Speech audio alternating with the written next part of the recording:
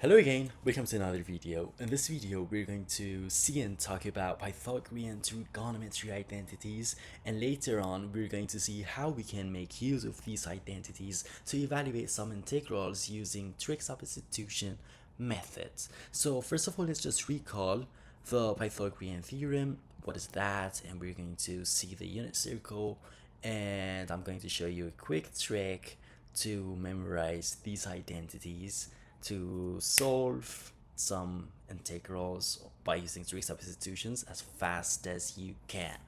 So the Pythagorean theorem says that in all right triangles, the hypotenuse, which is here C, squared going to be exactly equal to the sum of the squares of the other sides. So the hypotenuse, which is C squared, is exactly equal to the sum of the squares of the other side. So it's going to be a squared plus b squared.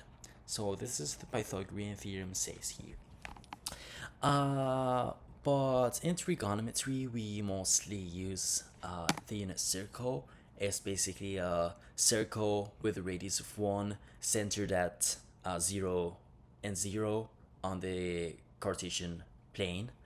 On my unit circle, if I just simply draw a line on this one, so let's say this line right here, so the projection of this line over x-axis is going to give me this line right here. So this is the cosine of that angle, and the projection of the same line over y-axis is going to give me the sine of that angle. So if I just simply take this triangle out, so I'm gonna get this triangle right here. So I'm gonna get something like this with angle theta. This is cosine of theta. This is sine of theta. This is the hypotenuse. So if I just bring my Pythagorean theorem right here and simply just apply this to this triangle, I'm gonna get what? So it says hypotenuse squared. So this is my hypotenuse, which is C. And my C, or basically hypotenuse, is what? It's inside a unit circle with radius of 1. So this is the radius of my circle, which is 1.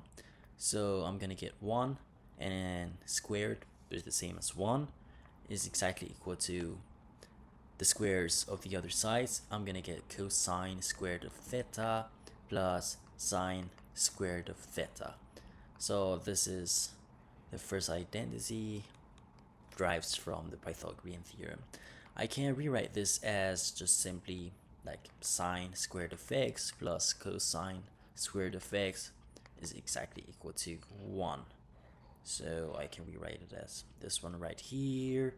So this is going to be the first trig identity we defined. The second trigonometry identity, where it just basically derives from the first one right here. So if I just divide each term by cosine squared of x, so just divide the whole terms by cosine squared of x, I'm gonna get what? So it's gonna be a sine squared of x divided by cosine squared of x plus cosine squared of x divided by cosine squared of x is equal to 1 over cosine squared of x. So this can be rewritten as, so sine over cosine going to give me tangent, and it has a square, so it's going to give me tangent square of x plus cosine square of x over cosine square of x going to give me 1 is equal to 1 over cosine is secant. So it's going to be secant of x, but this is cosine squared, so it's going to give me secant squared of x.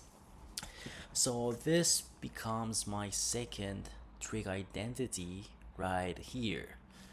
But instead of just dividing the whole terms by cosine squared of x, what if I divide them by sine squared of x?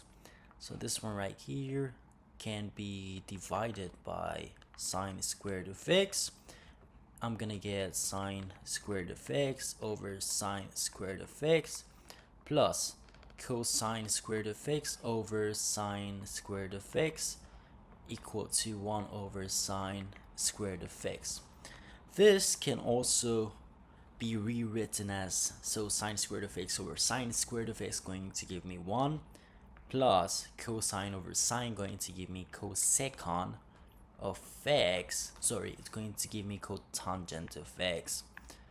So this is going to give me cotangent square of x is exactly equal to 1 over sine is cosecant, and it has square, so it's going to give me cosecant square of x. So this is the third trigonometry identity right here. And later on, we're going to see how we can make use of these trig identities to evaluate some integrals using trig substitution. So I hope you like the video. See you then.